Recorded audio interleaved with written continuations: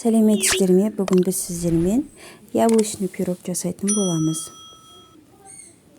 Ол үшін бізге 2 алма, 3 жұмыртқа, 1 стақан кефир, қант, сода және ұн қажет.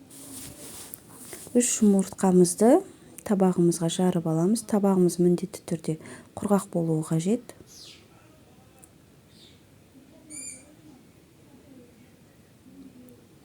Үстіне қантымызды саламыз.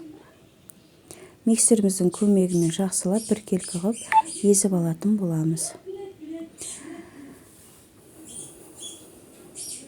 Мінекей бізде осындай аппақ масса пайда болады. Одан кейін 1 кружка айранымызды құямыз. Және 1 чай қасық содамызды салып, венчигіміздің көмегімен біркелкі қылып араластырып алатын боламыз.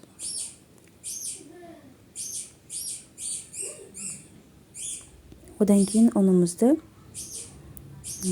осылай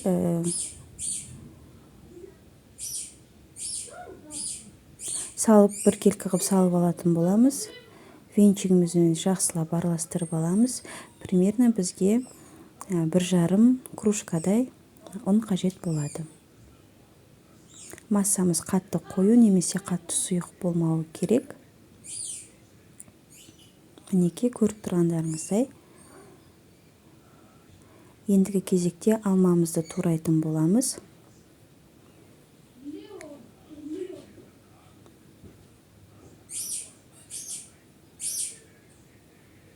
Алмамызды осылай видеодағындай жұқалап кесіп аласыздар.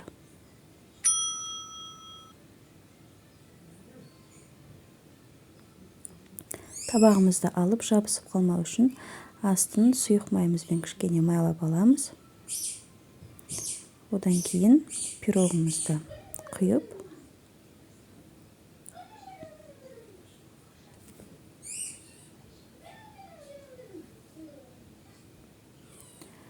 алмамызды осылай орналастырып шығатын боламыз.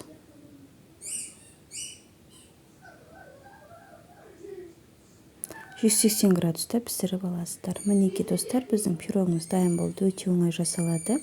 Міндетті түрде жасап көріңіздер. Маған тіркеліп, комментарий жазып, қоңырауша белгісін баса кетіңіздер.